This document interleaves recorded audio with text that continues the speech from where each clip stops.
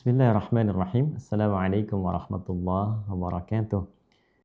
Di antara bulan yang diistimewakan di dalam Al-Quran, ada isyaratnya dan diperjelas dalam hadis Nabi Sallallahu Alaihi Wasallam tentang keutamaannya.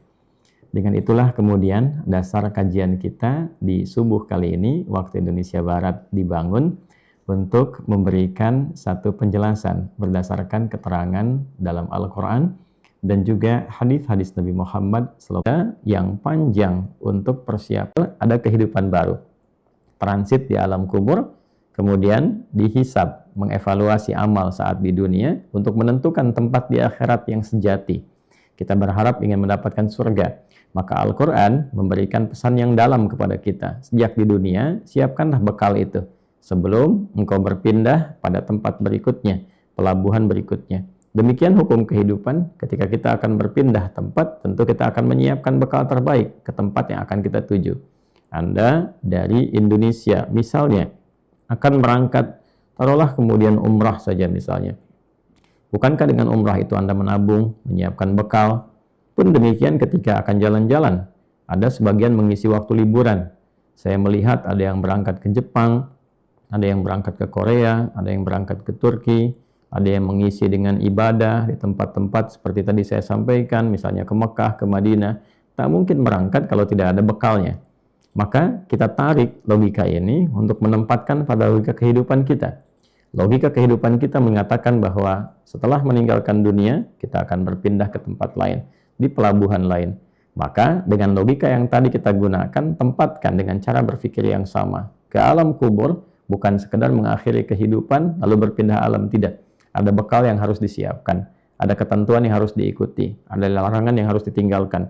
Tidak semaunya kita masuk ke Jepang misalnya. Ada ketentuan berlaku, syaratnya, ketentuannya, cara masuknya, bahkan visanya, bahkan juga mungkin ada seleksinya, dan seterusnya, seterusnya. Lalu ketika tiba di sana harus mematuhi aturan.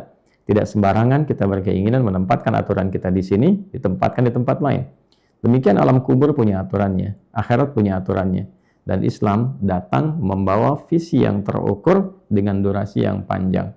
Hendaklah setiap kita yang beriman mempertaruhkan keimanan kita dan membuktikannya untuk meningkatkan takwa kepada Allah.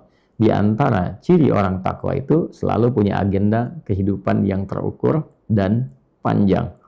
Saat ini kita berada di bulan Rajab. Setelah Rajab adalah Sya'ban. Setelah Ramadan, setelah Sya'ban adalah Ramadan. Rajab, Sya'ban, Ramadan. Demikian Syawal, kemudian Dzulqa'dah, Dzulhijjah, seterusnya berputar kembali selama 12 bulan. Setahun kita berputar. Bagaimana Islam memberikan pedoman? Bagaimana Islam memberikan penguatan dan korelasi setiap bulan dengan bulan lainnya? Itulah materi yang akan kita kaji di pertemuan subuh ini, waktu Indonesia bagian Barat. Kita mulai teman-teman dari Al-Quran terlebih dahulu. Seperti biasa, kita berupaya untuk menggali pedoman-pedoman berkehidupan yang terdapat dalam Al-Quran. Saya beberapa hari ini mencoba berpikir lebih realistis. Kadang-kadang kita lebih banyak meluangkan waktu untuk mengakses informasi duniawi. Buka media sosial, buka informasi di online, buka juga WhatsApp, Instagram, mengakses berbagai macam informasi yang kadang-kadang tidak penting. Kadang-kadang juga banyak hal yang tidak kita butuhkan. Nah, Al-Quran adalah pedoman hidup kita yang betul-betul kita butuhkan. Solusi dari beragam persoalan yang kita hadapi ada di sini. Berbagai macam harapan-harapan yang kita inginkan ada di sini. Penjelasannya ada dalam hadis Nabi Sallallahu Alaihi Wasallam. Bahkan ditunjukkan dalam kehidupan beliau dengan menampilkan peran yang sangat beragam. Itulah sebabnya Nabi menjadi teladan dari semua aspek kehidupan. Karena semua peran Allah titipkan pada beliau untuk ditunjukkan, supaya kita bisa dituntun dan kita bisa menonton. Jadi, tontonan itu sekaligus menjadi tuntunan. Ayat yang akan kita kaji adalah ayat ke-36 di surah At-Taubah atau juga surah Al-Bara'ah. Ditemukan di mushaf standar halaman 192 di kiri sebelah bawah. Baik teman-teman sekalian, kita akan memulai, kita ambil bagian pembuka ayatnya. Allah Subhanahu wa taala berfirman, A'udzubillahi minasyaitonirrajim. Bismillahirrahmanirrahim. Inna 'iddatasy syuhuri 'indallahi 12 syahran fi kitabillah. yauma khalaqas samawati wal arda minha arba'atun hurum dzalika ad-dinul qayyim fala tadhlimu fihinna anfusakum wa qatilul musyrikina kaffatan kama yuqatilunakum kaffah wa'lamu annallaha ma'al muttaqin. Al-Quran surah ke-9 At-Taubah atau Al-Bara'ah di ayat ke-36. Disebut Al-Bara'ah karena di dalamnya ada izin dari Allah Subhanahu wa taala yang memberikan kesempatan pada insan beriman untuk mempertahankan diri dari serangan-serangan militer yang dilakukan oleh orang-orang yang membenci Nabi, pengikutnya dan dakwahnya. Maka para pembenci ini ketika menghadirkan tindakan yang ekstrim untuk menghancurkan yang sangat membawa dampak yang buruk, maka di saat yang bersamaan izin ini diberikan untuk membela diri, mempertahankan bangsa, wilayah, dan keyakinan, sekaligus berlepas diri dari tindakan-tindakan ekstrim, tindakan-tindakan destruktif yang menghancurkan, yang tentu tidak dimiliki oleh orang-orang beriman berupa sifat-sifat demikian. Maka bara'atum minallah, maka lahirlah kemudian keputusan dari Allah Subhanahu wa taala memberikan izin untuk berlepas diri dari berbagai sifat-sifat yang ekstrim yang merusak tanpa dasar, sekaligus memberikan juga izin untuk mempertahankan diri secara militer dari serangan-serangan yang tadi dimaksudkan. At-Taubah memberikan juga kepada kita gambaran bahwa di antara semua tindakan-tindakan itu yang ringan, yang menengah, ataupun juga tindakan keras ditujukan untuk mengembalikan kita pada jalan yang benar. Bukan untuk melukai, bukan untuk menghancurkan apalagi, tapi mengembalikan pada jalan kebenaran, jalan yang diridhai, jalan yang membimbing kita pada kebahagiaan, harmoni, dan kemudahan dalam berkehidupan. Kembali kepada jalan yang benar untuk menjadi lebih baik, itu disebut dengan taubat. Dari taba, yatubu, taubatan. Jadi kata taubat itu bukan hanya memberikan isyarat sebuah makna bahwa menghindarkan kesalahan, kembali menuju kebaikan, betul di satu makna. Tapi makna terdalamnya adalah berupaya untuk kembali meniti jalan yang benar. Dan meniti jalan yang benar itu butuh perjuangan. Terkadang perjuangannya ringan, menengah, ataupun seperti ditampilkan di ayat ini, kadang-kadang mesti juga direspon sesuai dengan kadarnya. Mungkin juga di dalamnya ada tindakan-tindakan yang tegas, tapi bukan untuk memberikan dampak kehancuran dari niat yang buruk, tapi mempertahankan nilai kebaikan yang dengan itu harus dilakukan. Di ayat yang ke-36 memberikan satu turunan korelasi dari penjelasan sejarah secara singkat tadi. Jadi surat ini secara umumnya turun saat kondisi umat Islam pada masa itu mengalami tekanan-tekanan yang sangat luar biasa, secara fisik khususnya, dari berbagai arah. Di awal masa mempraktekkan nilai-nilai kedamaian, nilai persatuan. Jadi untuk bersatu itu perlu perjuangan. Untuk mencapai kedamaian itu perlu perjuangan. Untuk mencapai kemajuan itu harus berjuang. Bangsa yang kuat, bangsa yang maju adalah bangsa yang telah melewati beragam bentuk ujian, perjuangan, dan tantangan. Jadi kalau dalam konteks keindonesiaan mau ditarik, Indonesia ingin maju, Indonesia ingin makmur, maka harus berani rakyatnya, masyarakatnya menghadapi berbagai macam tantangan kehidupan. Ada tantangan pengetahuan, harus pintar, belajar yang benar, bukan hanya mengumpulkan informasi. Kalau wacana itu kemudian diperoleh dengan informasi, maka hanya akan jadi pembicaraan, hanya akan jadi pajangan saja. Ya, saya mengajar di Pascasarjana untuk S3 itu tentang wacana, analisis wacana kritis. Ya, semua bisa jadi wacana, orang bicara wacana. Jadi pengumpulan informasi di dunia pendidikan melahirkan apa? Wacana. Tapi kalau wacana itu ingin dipraktikkan dalam kehidupan, maka harus kita uji ya dengan menghadapi berbagai macam tantangan. Pengetahuan itu dihadirkan untuk mengatasi berbagai macam problem, menghadirkan solusi. Nah, itu akan menciptakan suasana kemajuan. Jadi kalau kita punya tekad yang kuat, mempraktekkan keilmuan yang bagus, menghadapi tantangan yang ada, maka semakin cepat mengantarkan kepada kemajuan. Nah, kembali ke sini, dalam konteks itulah kemudian ayat-ayat ini turun, memberikan keterangan, menyiapkan agenda, dan kemudian Allah berfirman, Inna iddatash syuhuri indallahi 12 syahran fi kitabillah.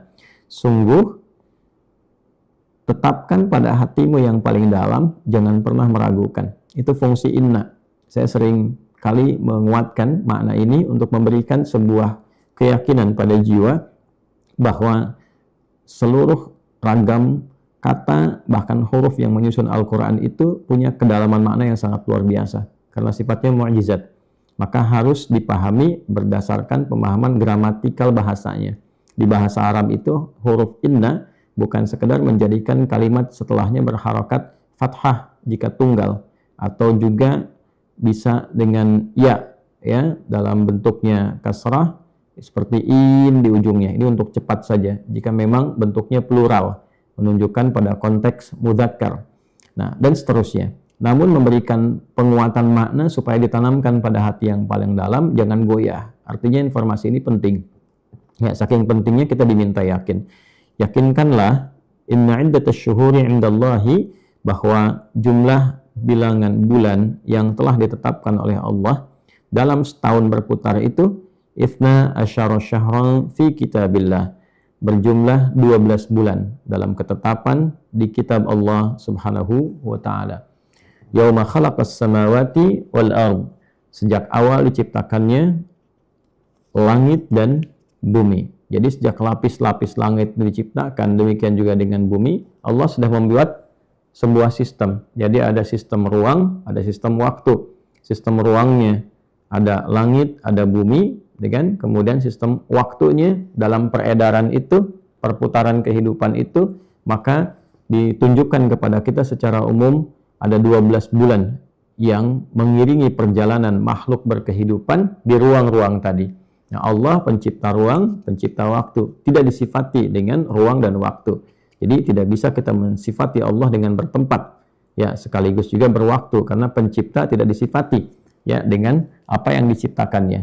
Jadi Allah menciptakan ruang, lapis-lapis langit, kemudian juga bumi, lalu mengisi kehidupan di dalamnya diiringi dengan waktu. Jadi ada ruang dan waktu.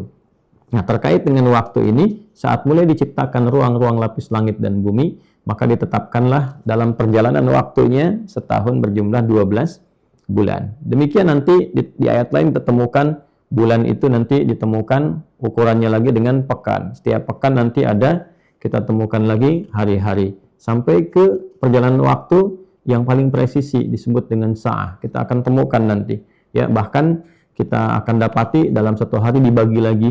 Dari mulai subuh kita temukan zuhur ke siang, sampai ke asar, ke maghrib, sampai ke malam.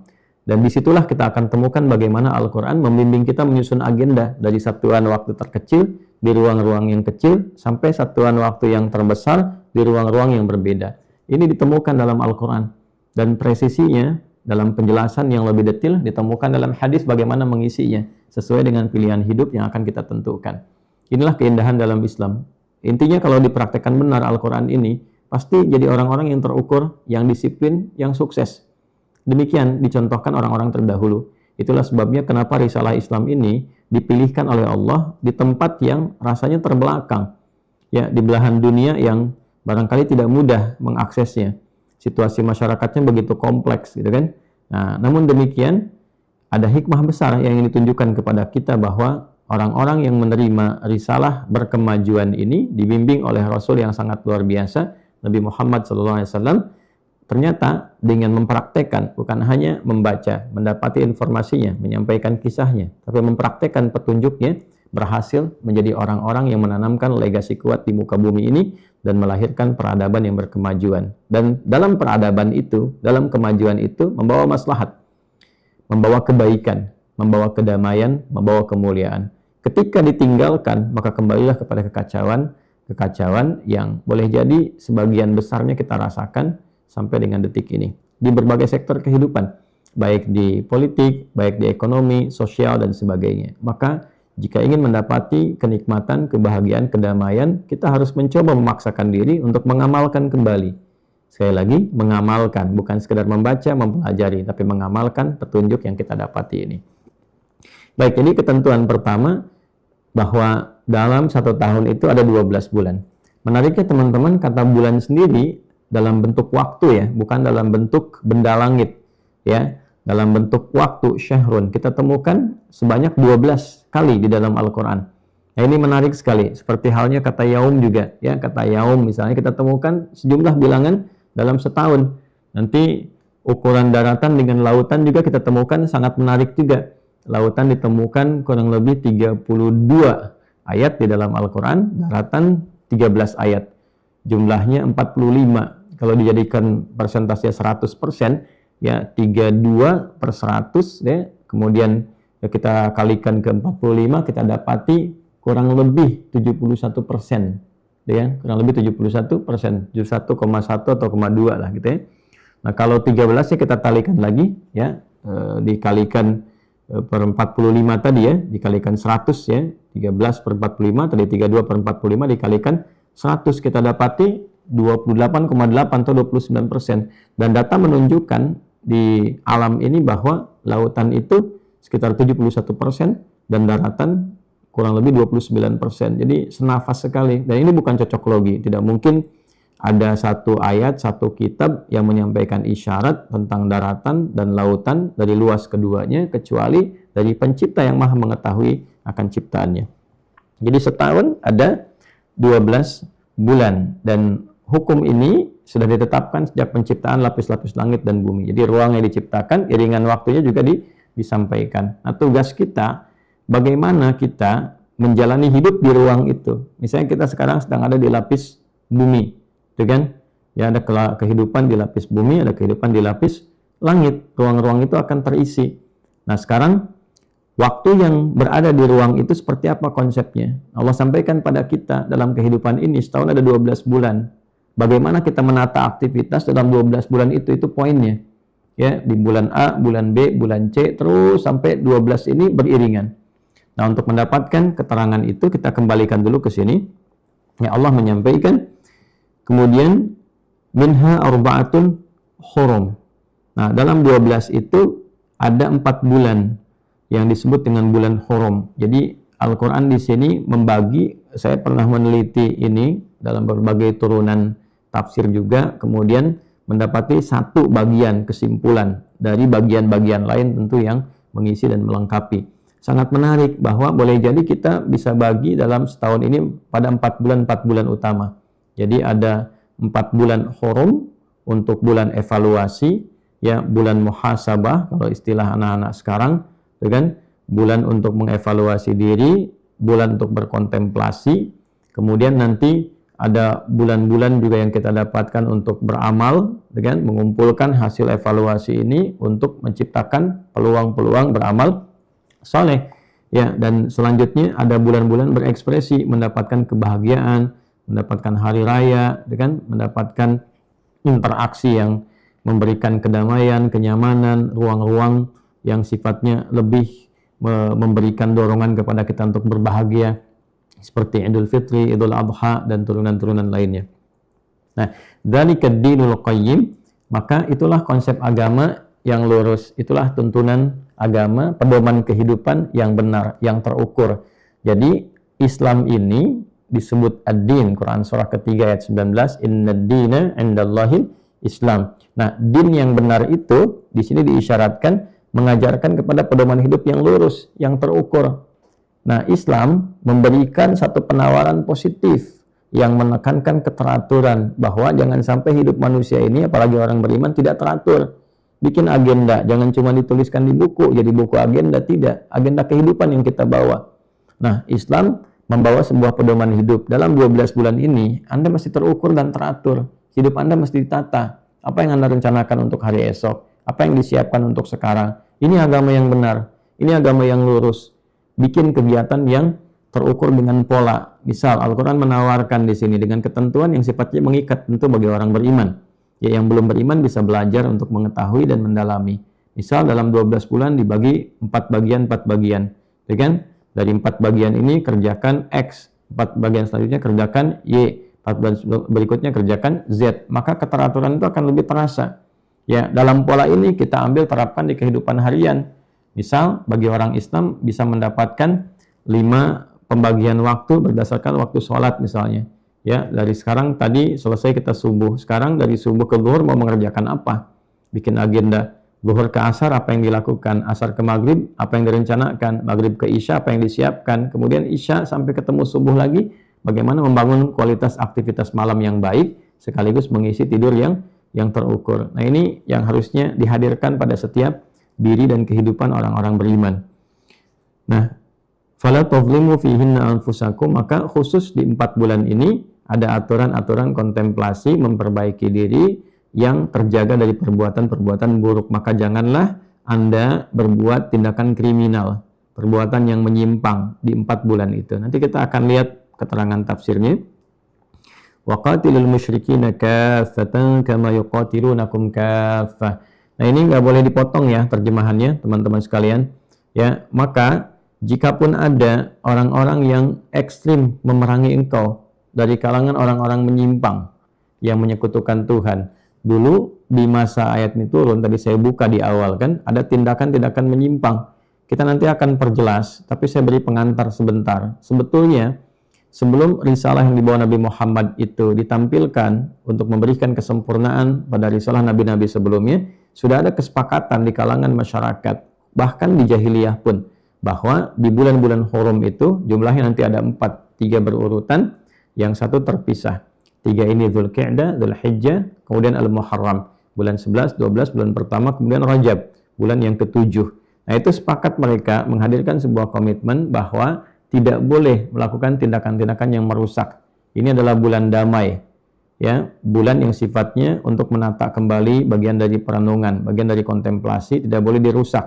Nah, tapi ada sebagian mereka justru yang menodai kesepakatan itu sampai melakukan tindakan penyerangan terhadap orang Islam di bulan itu. Sementara ada klausul yang menghadirkan komitmen untuk menghormati.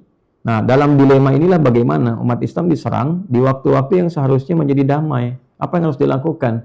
Kalau tidak diizinkan untuk bertahan setidaknya, maka dampak destruktif yang ada ini akan menghancurkan. Maka turunlah kemudian ayat ini untuk memberikan izin membela, mempertahankan diri dari serangan-serangan yang sifatnya merusak. Maka dalam kondisi yang seharusnya ada kesepakatan damai, kemudian gencatan senjata, gencatan untuk dari tindakan kriminal yang diharapkan harusnya ada situasi damai, kemudian dilanggar dan itu membahayakan, boleh mempertahankan diri. Bukan dalam konteks mengikuti pelanggaran, tapi justru menjaga kehormatan, ya, supaya kedamaian itu tetap tegak. Nah, maka turunlah kemudian izin di sini. Ini nggak boleh dipotong. Kadang sebagian orang yang memiliki kepentingan parsial mencoba memotong ayat-ayat Quran sesuai dengan keinginannya, bukan menempatkan pada konteksnya.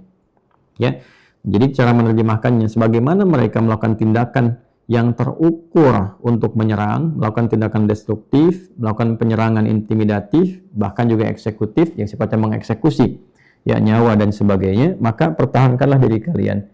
Ya, pertahankan diri. Jadi di sini jangan dipotong ya. Waqatilul musyrikina kaffatan, maka bertahanlah secara total ya melalui tindakan-tindakan militer ketika kama yuqatilunakum kaffah, sebagaimana mereka pun ya melakukan serangan awal dengan aksi militer yang sifatnya menghancurkan.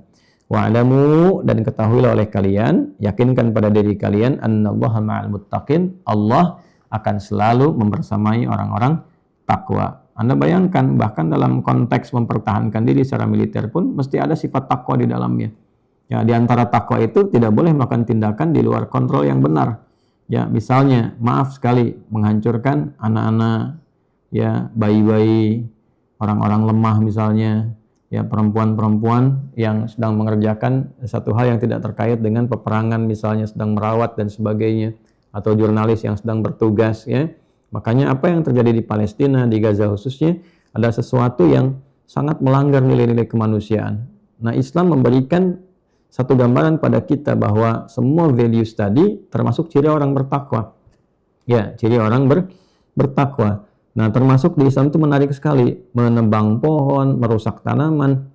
Dalam keadaan berperang pun kita di hadis akan dapati tidak boleh merusak tanaman. Ya, semarah-marahnya, sebenci-bencinya harus tetap terukur. Nah, menarik kan, marah yang terukur, diantaranya apa latihannya? Tidak boleh merusak tanaman, tumbuhan, pepohonan. Maka Anda bisa bayangkan kalau ada orang melanggar ini kan pelanggarannya serius gitu. Nah, apalagi dalam suasana damai, dia menggunduli hutan misalnya. Tidak ada peperangan, dia gunduli. Ya, nah ini jadi persoalan yang lebih serius lagi dan dosanya bisa berlipat ya, sehingga berpeluang menimbulkan bencana-bencana yang sifatnya merusak dan bahkan menghancurkan dengan kos sosial yang tidak bisa dinilai. Maka penting kita kembali ke jalan-jalan yang benar, ya, dengan tujuan yang benar supaya hidupnya juga benar. Itulah taubat. Nah, kembali teman-teman sekalian, maka di sini kita akan temukan penjelasan Nabi Shallallahu Alaihi Wasallam. Saya sudah membuat catatan kecil ini. Tadi sambil menunggu untuk live, saya buat catatan kecil.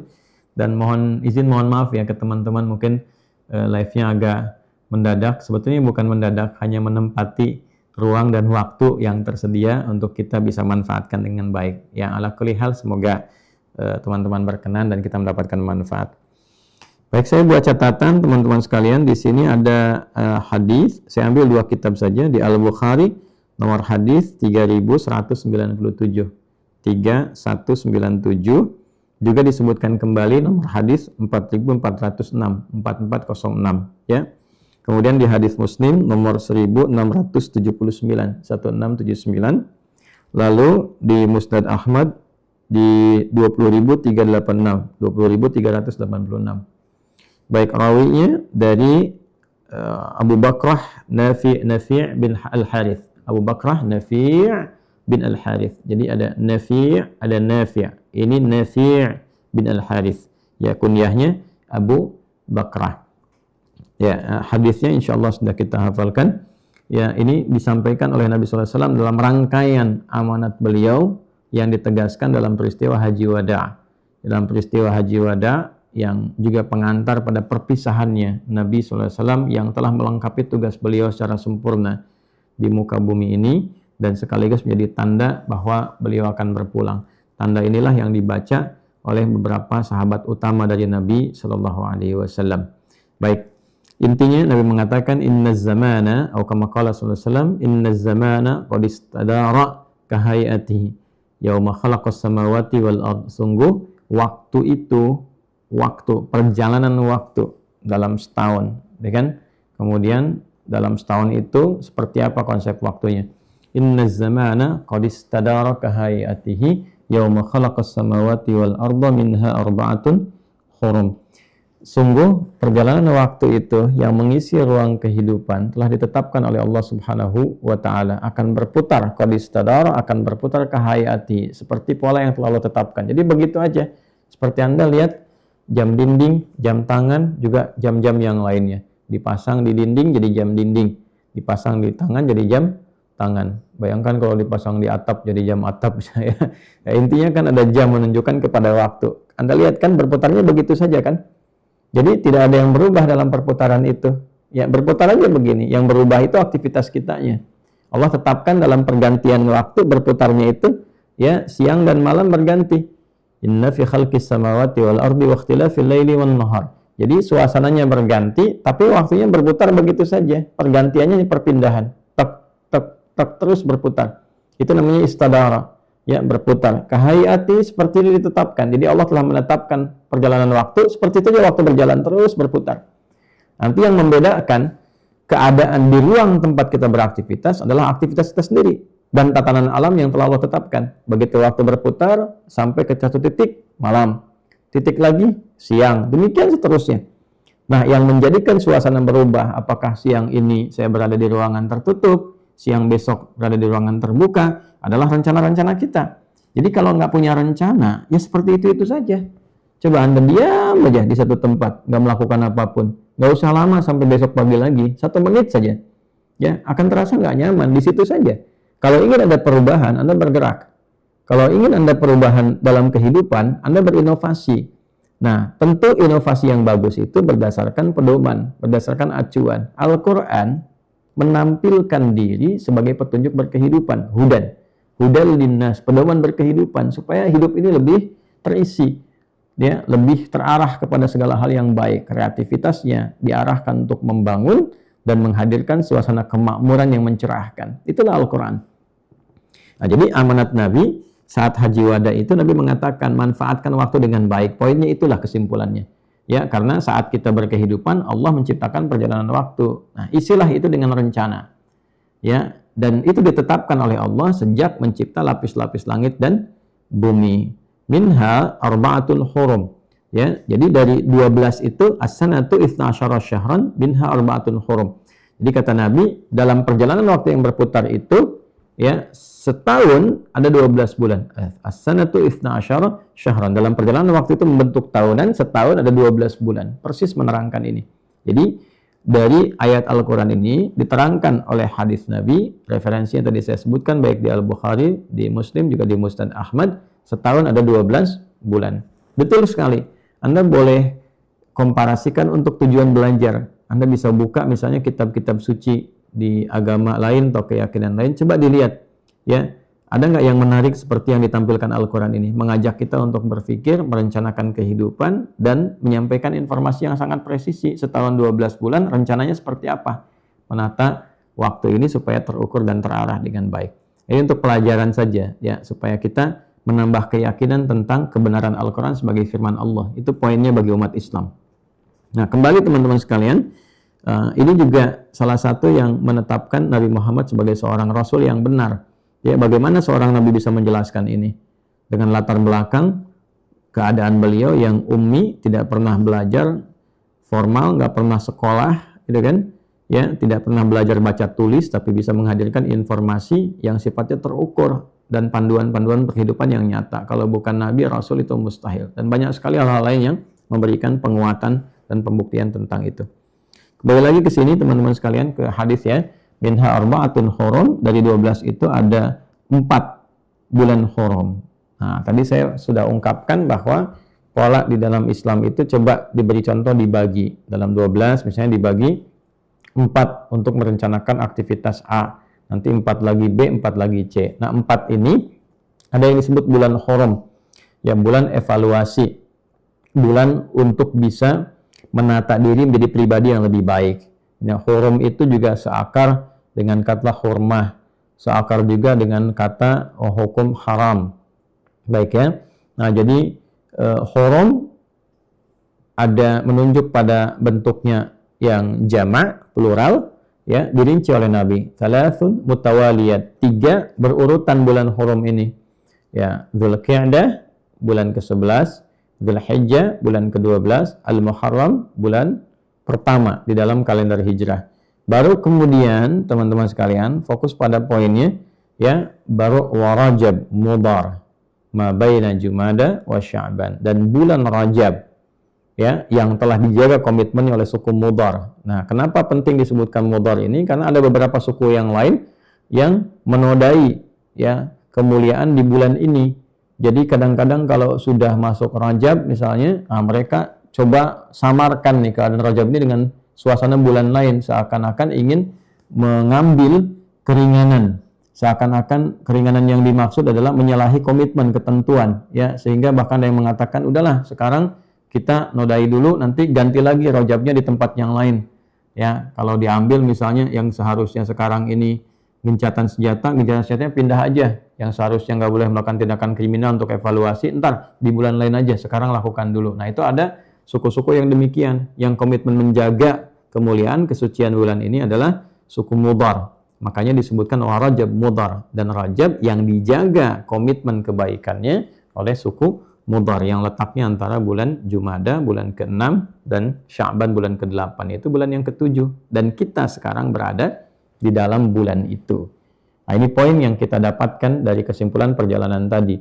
Nah, nama-nama bulan ini dan perjalanannya sudah ada di era Nabi. Kelak nanti setelah Nabi meninggal, dirumuskanlah sebagai pelajaran hidup oleh para sahabat saat musyawarah diusulkan menjadi penanggalan kalender dan berkegiatan dalam Islam. Jadi kalender Islam itu bukan sekedar nama, tapi di dalamnya ada makna, teman-teman sekalian.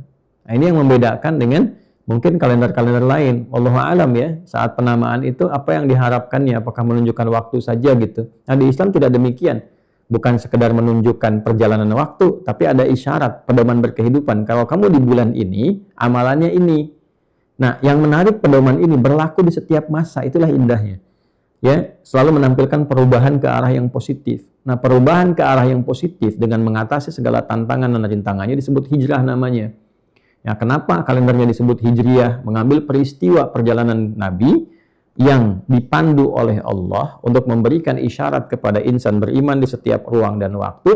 Kalau ingin menggapai kesuksesan, ingin menggapai suasana cerah berkemajuan, ini tantangannya, ini caranya, ini polanya, mesti mau berubah, mesti mau bergerak, mesti mau memperbaiki diri, mesti berani menghadapi tantangan, ya. Nah, dengan itulah kemudian kemajuan didapatkan sampai tercipta suasana Al-Madinah Al-Munawwarah. Demikian hidup kita pun kalau ingin sukses, ya kita secara pribadi mesti mau bergerak, jangan banyak diam.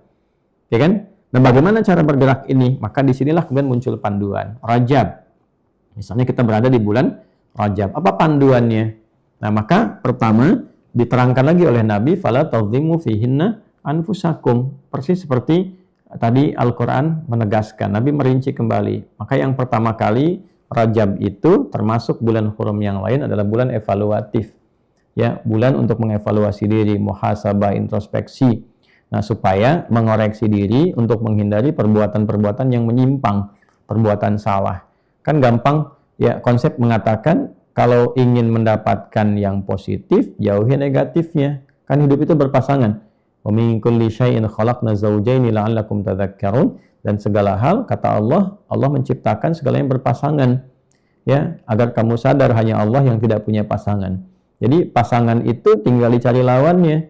Kalau tidak ingin kita mendapati yang salah, mesti banyak berbuat benar kan? Jadi dengan orang menghindari salah, pasti benarnya terkumpul. Kalau menghindari yang jelek-jelek, yang baiknya terkumpul. Nah, yang jelek-jelek diakumulasikan sebagai penyimpangan-penyimpangan itu disebut zulmun namanya. Orangnya disebut zalim. Ya, kata kerjanya dari zalama yazlimu, ya, berbuat menyimpang, menempatkan sesuatu bukan pada tempatnya. Ya, nah ketika kita ingin merubah perbuatan zalim itu menjadi perbuatan yang baik, ya, menjadi ke arah yang menerangi cahaya, minal zulumati ilan nur, keluar dari perbuatan yang menyimpang menuju ke perbuatan baik yang mencerahkan, mengandung cahaya. Habis gelap terbitlah terang, ya.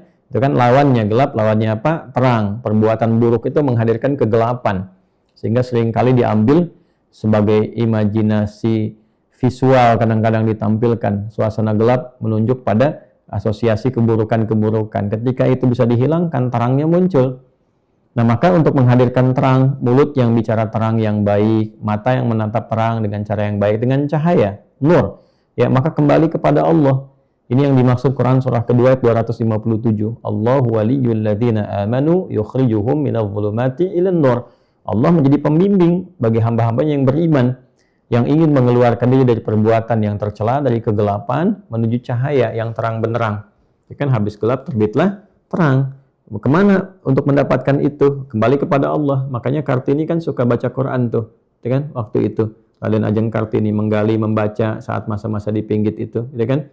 Nah, saya sempat masuk juga ke museumnya, ya, melihat yang ada di Rembang itu kan. Kalau kita lurus dari arah Semarang, kemudian masuk Demak, Demak Kudus, Kudus Pati, Pati Juwana, Rembang, begitu masuk alun-alun tuh sebelah kanan tuh, ya, di situ ada masuk sedikit lah, jalan sekitar 100 meter, 150 meteran, itu ada Museum Kartini di situ. Nah, teman-teman bisa masuk, bisa melihat. Kalau makamnya kan nggak di situ, tapi museumnya ada di situ.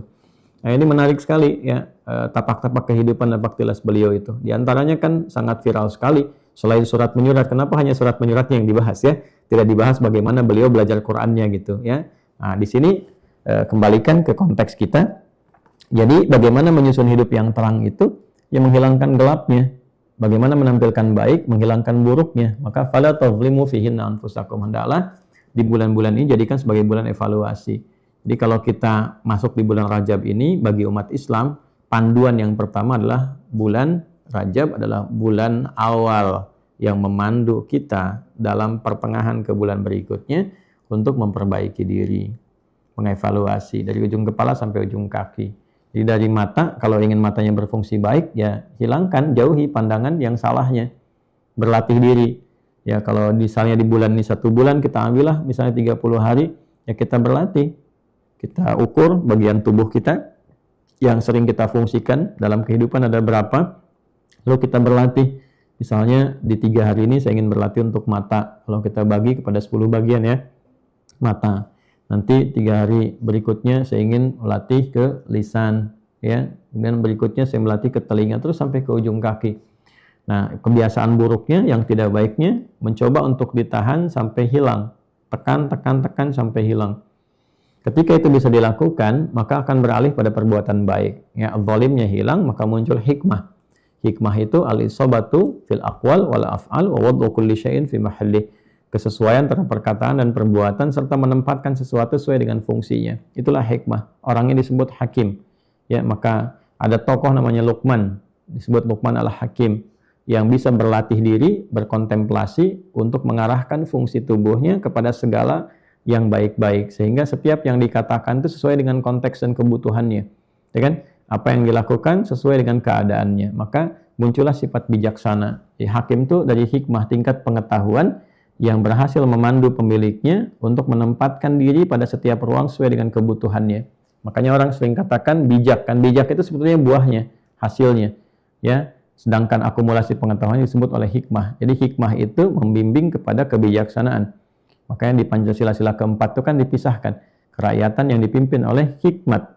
Nah, kebijaksanaan dalam permusyawaratan perwakilan, kerakyatan dipimpin oleh hikmah. Artinya apa? Ya, nilai kerakyatan itu menjadi demokratis ketika baik wakilnya terutama ya dan juga masyarakatnya berupaya mendapatkan hikmah. Ya, jadi mencari wakil yang punya hikmah, kualitas ilmu yang baik. Ya, ketika dibagi komisi-komisinya sesuai dengan kepakarannya, sesuai dengan ilmunya, dan bisa menempatkan ilmu itu secara bijak, mewakili kepentingan konstituennya. Maaf ya, konteksnya bukan melebar, tapi mengisi gitu ya, mendalami apa yang kita bahas. Nah, kalau wakil-wakilnya bisa seperti itu, maka kepentingan rakyat itu akan sesuai, ya, aspirasi yang disampaikan rakyat akan sesuai dengan pengetahuannya menjadi solusi. Nah, ini poinnya. Demikian rakyatnya pun mesti ada hikmat, sehingga lahirlah kebijaksanaan. Dan dimusyawarahkanlah itu nilai kebijaksanaan sehingga menjadi kebutuhan kolektif, kebijaksanaan kolektif ya yang diwakili dengan sosok-sosok tertentu. Nah, ini idealnya seperti itu. Jadi kembali, bulan Rajab ini adalah bulan evaluasi, bulan untuk menata diri. Ya, bulan hurum, artinya dilarang melakukan tindakan yang menyimpang. Bulan terlarang nih, ya. Jadi hati-hati. Ibnu Abbas radhiyallahu taala anhuma termasuk di antara sahabat junior yang kelak menjadi seorang pakar begawan di bidang Al-Quran dengan doa Nabi, Allahumma faqihu fiddin wa alimhu ta'wil, memahami banyak hal terkait hukum-hukum, menjadi mufti dalam usia yang sangat muda. Di zamannya Umar bin Khattab radhiyallahu ta'ala anhu menjadi seorang pemimpin, khalifah sepeninggal Nabi SAW, beliau yang dalam keadaan masih muda pun seringkali diminta fatwanya, ya, pendapat-pendapat yang sangat menguatkan, dan itu mendapatkan pujian di kalangan sahabat. Nah, Ibnu Abbas radhiyallahu ta'ala anhu termasuk sahabat yang mengoleksi informasi-informasi penting seputar Rajab ini. Sampai di antara fatwa beliau yang terkenal di kalangan ulama itu, jika ada seorang yang sengaja menodai kemuliaan Rajab ini dengan melakukan tindakan yang menyimpang, maka dosanya 2 kali lipat dibandingkan dengan waktu-waktu biasa. Ya, misal di waktu biasa pun selain Rajab kan dilarang kita berbuat maksiat. Nah, ini bulan Rajab, bulan menata diri, ya, bulan menata diri, turun keterangan langsung untuk menata, menghindari perbuatan menyimpang. Dia sengaja berbuat menyimpang, itu dosanya lebih 2 kali lipat tuh. Makanya orang jahiliyah, sejahiliyahnya jahiliyah, nah itu ya, boleh bikin status kalau mau tuh, sejahiliyahnya orang-orang jahiliyah, tetap mereka menghormati bulan Rajab untuk menahan diri dari perbuatan menyimpang. Jadi kalau di bulan Rajab ini masih ada yang korupsi, nah itu keterlaluannya bukan sekedar keterlaluan plus itu, ya, jadi dosanya pun plus. Ada yang menipu, gitu kan. Nah, hati-hati ya teman-teman sekalian. Nah, masuk dalam suasana ini kita mengevaluasi diri. Semua bagusnya bertobat. Bulan ini bulan taubat untuk semua. Di Islam itu banyak sekali ya isyarat-isyarat perbaikan. Ini taubat. Kalau mau kita katakan taubat, Islam jelas ada waktunya, ada ruangnya, jelas panduannya, semua bertobat ya, bertobat pada jalan-jalan yang terbaik. Ya, setidaknya kita bisa mengambil momentum terus untuk bersatu, menata kehidupan dari mulai skala kecil ya, dari ruang-ruang yang kecil pada diri kita, di keluarga, sampai kehidupan berbangsa, bernegara. Ya, sehingga dengan suasana tobat yang kolektif itu diarahkan semangatnya untuk membangun. Setidaknya kita sekarang arahkan energinya untuk membersamai di tempat-tempat, di ruang-ruang, dari lapis-lapis wilayah negara Kesatuan Republik Indonesia ini yang membutuhkan perhatian, dukungan, dan kebersamaan kita semua. Tentu saja semua kita butuh dukungan, tapi kita membutuhkan satu ruang yang dengan itu dukungan itu secara kolektif bisa kita jadikan sebagai momentum untuk menjalin persatuan. Ya, seperti sekarang keadaan di Sumatera misalnya teman-teman sekalian ya. Saya sering ingatkan video saya terakhir bahwa ini sebentar lagi Ramadan. kalau energinya tidak terarah kepada yang terukur, ya, secara kolektif kita tidak bisa menyatu, tapi masing-masing terlepas dari berbagai kepentingannya, maka hasilnya pun saya kira tidak akan maksimal. Tapi kalau kita bisa mitigasikan, misalnya ini teman-teman dan kita semua ya yang saling membantu secara kolektif, akan lebih bagus duduk bersama. Mungkin saran saya BNPB itu bisa mengundang, ya BNPB, Basarnas, stakeholder pemerintahan bisa mengundang tuh influencer-influencer itu, termasuk tokoh-tokoh yang punya basis massa yang kuat, yang didengar untuk duduk sama-sama, lalu memetakan sih persoalan yang belum tuntasnya apa gitu ya, lalu kemudian bersama-sama saling melengkapi gitu. Ya daripada satu-satu bikin pernyataan, ini begini. Mungkin akan ada baiknya, tentu akan ada baiknya. Tapi kalau pekerjaan kolektif itu insya Allah hasilnya juga akan lebih baik. Tentu kita menghadirkan niat-niat yang positif untuk semuanya. Nah, terlepas itu pula, jangan sampai situasi seperti itu dimanfaatkan untuk berbuat yang tidak baik. Ya, hati-hati juga ya, teman-teman nih yang saya ingatkan yang menghimpun-himpun misalnya dana, donasi, ini nggak cukup dengan semangat, harus presisi. Ya, saya mengamati di lapangan, teman-teman sekalian, seringkali didapati situasi yang sangat tidak ideal gitu. Jadi ada semangat menghimpun, tapi tidak terukur dalam mendistribusikan. Ya kita lihat beberapa di lapangan itu ada orang-orang bingung karena dipesan dari orang-orang yang menghimpun donasi, kemudian dipesan alat-alat tertentu atau benda tertentu ke lapangan aja tanpa mereka tahu harus kemana gitu. Ada alat berat yang tiba-tiba masuk ke satu daerah gitu kan. Tiba-tiba ketemu, mereka bingung. Yang penting kami harus selama 12 jam ada di sini. Nggak tahu mereka harus kemana ngerjakan apa gitu. Karena harus bikin laporan dan sebagainya. Ya kan?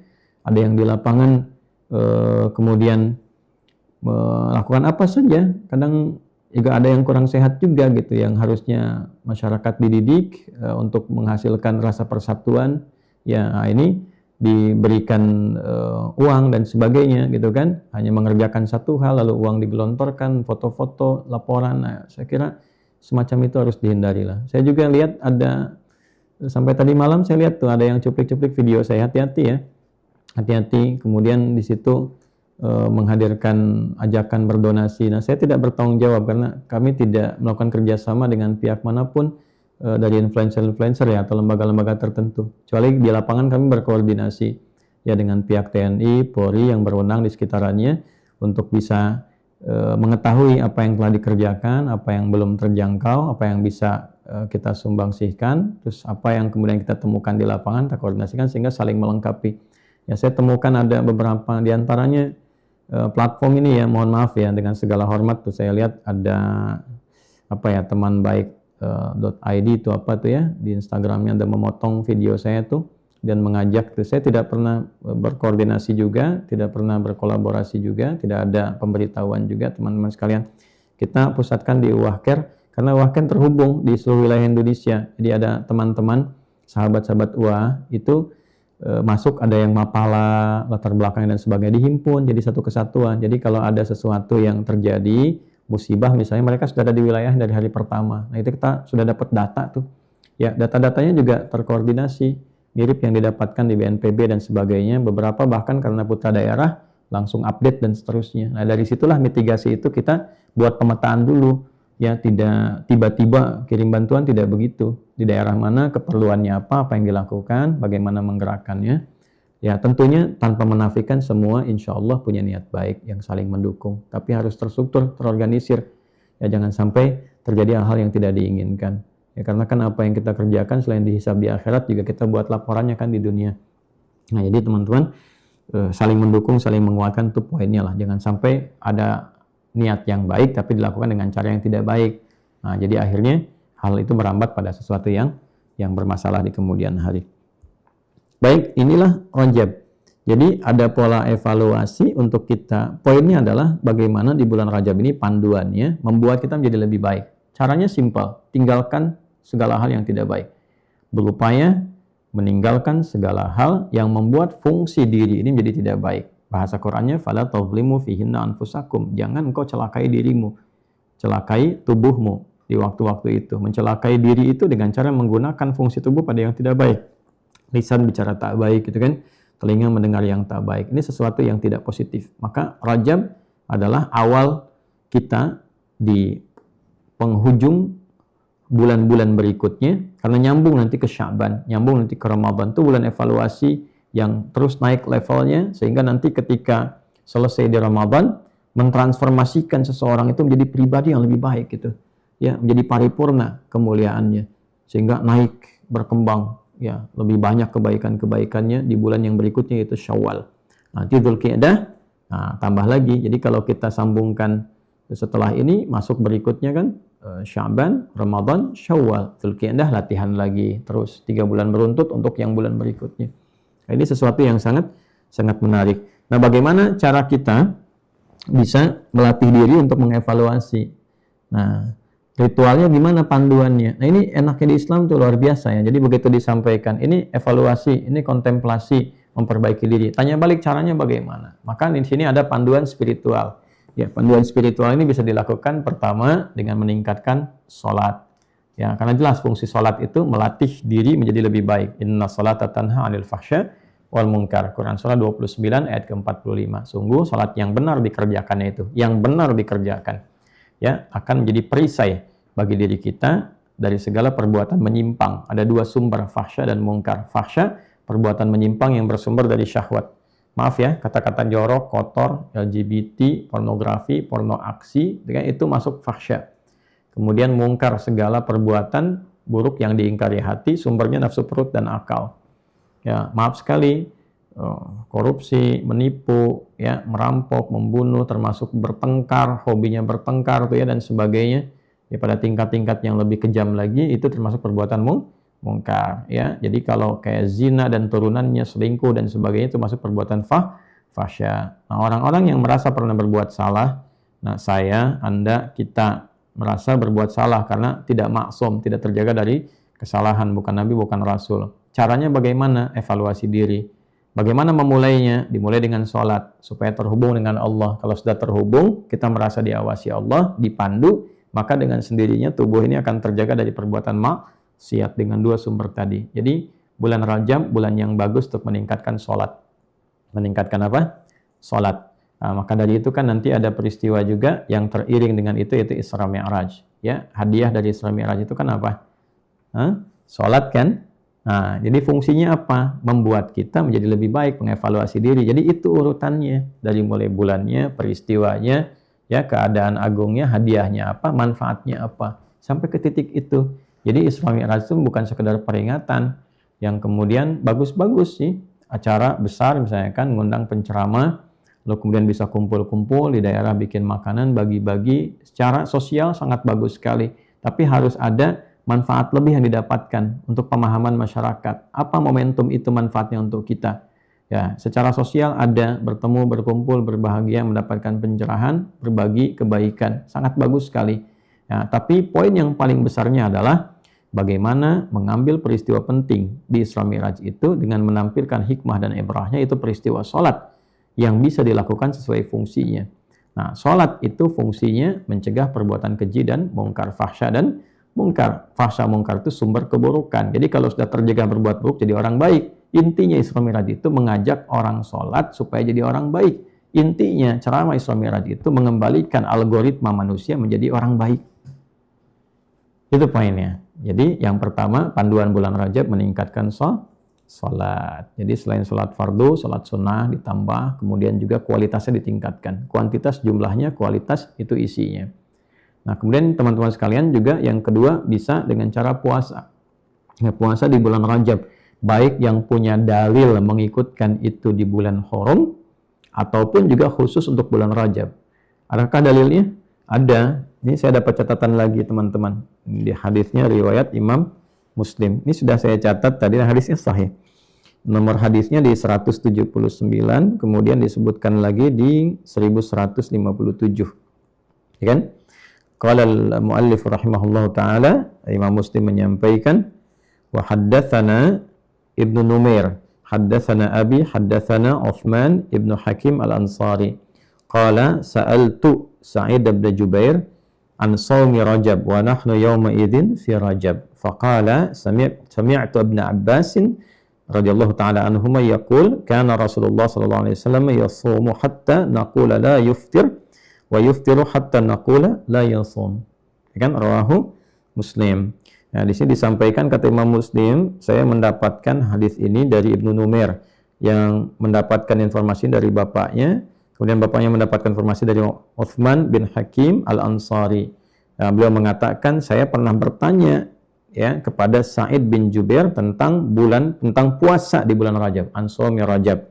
Wa nahnu yauma idzin fi Rajab, sedangkan pada saat itu kita di bulan Rajab. Persis suasana seperti saat ini di bulan Rajab, sekarang misalnya tanggal 8 kan ilustrasinya demikian.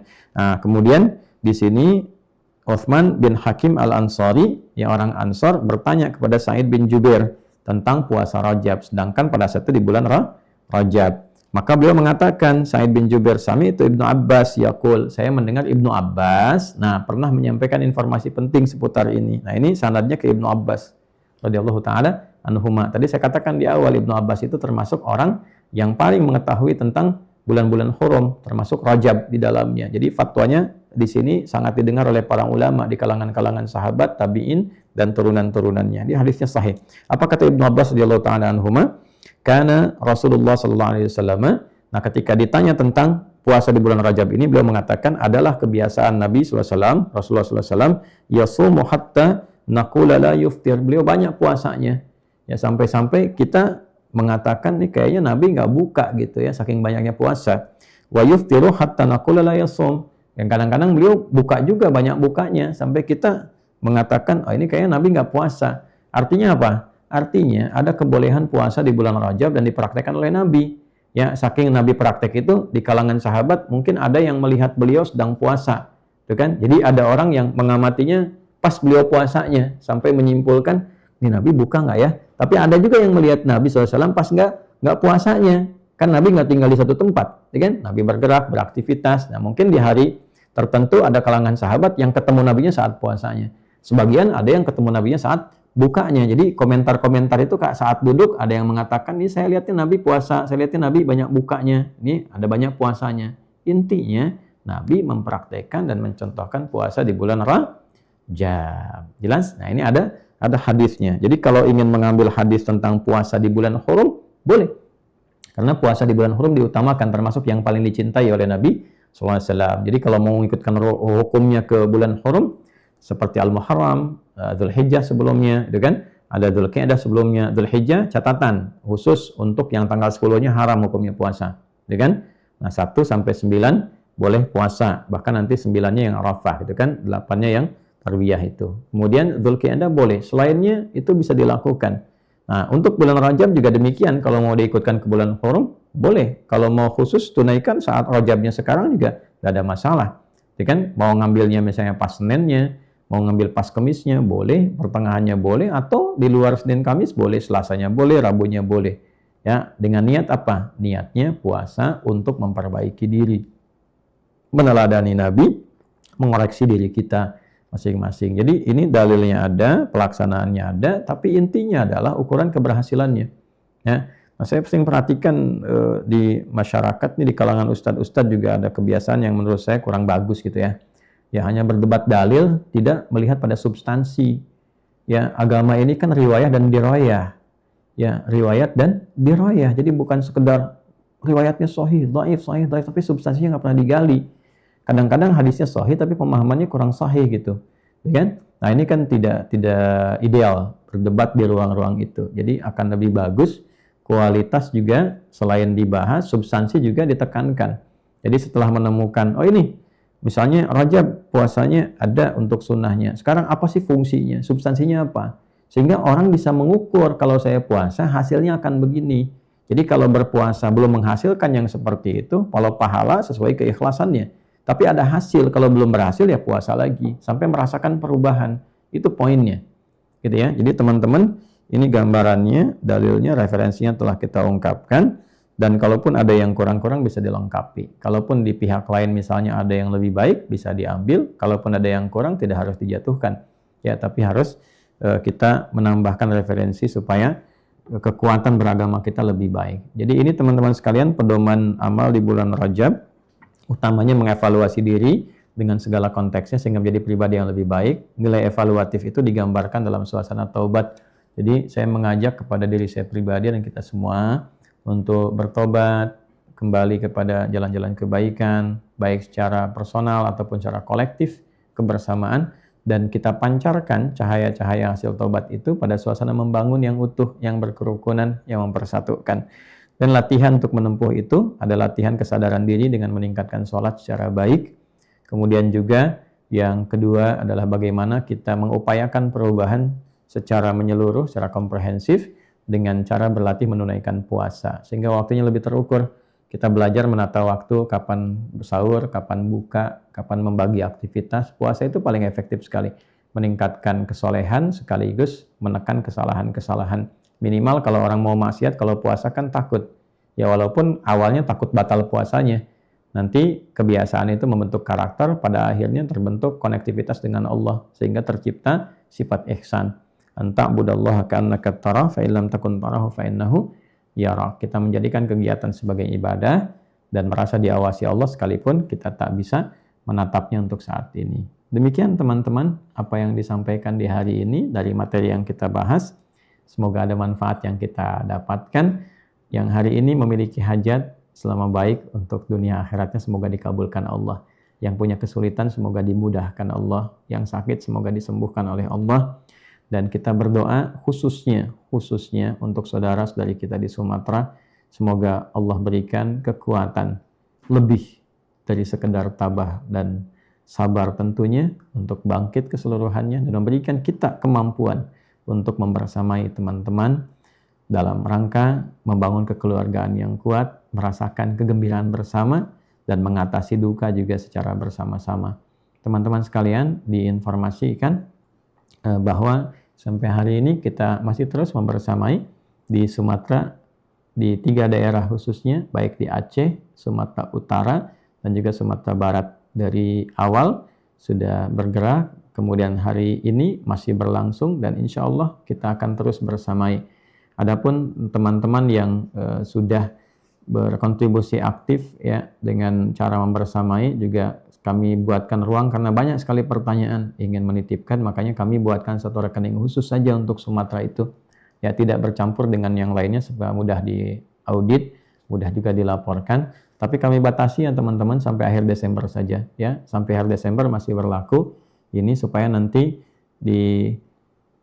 mudah untuk dievaluasinya, mudah untuk disalurkannya, dan kita insya Allah target paling besarnya sebelum Ramadan ini sudah kita bisa bersinergi. Jadi bukan tampil mandiri tapi bersinergi dengan semua kalangan bisa berbuat sesuatu. Kami juga mengucapkan terima kasih pada saudara-saudariku yang semuanya tanpa kecuali influencer yang baik-baik, kemudian juga teman-teman yang baik-baik ya. Saya lihat Masya Allah semangatnya. Kita itu punya modal yang sangat kuat untuk bersatu, modal yang sangat kuat untuk menjadi keluarga. Mari kita jadikan suasana ini untuk mengikat kembali persaudaraan dan kekuatan keluargaan di antara kita. Sehingga membangun bangsa ini bisa dilakukan dengan lebih ringan, walaupun tantangannya tidak mudah. Sekali lagi, semoga Allah memberikan pahala pada kita semua. Teman-teman semua yang tulus-tulus, yang programnya banyak-banyak, ya saya nggak bisa sebut karena terlalu banyak yang berkontribusi. Semoga Allah meridhai kita dan semoga meringankan hisab kita. Ya, demikian semoga berkenan. Maafkan saya. Subhanakallahumma rabbana wa bihamdika nasyhadu an la ilaha illa anta nastaghfiruka wa natubu ilaik. Wa akhiru da'wana alhamdulillahi rabbil alamin. Wassalamualaikum warahmatullahi wabarakatuh.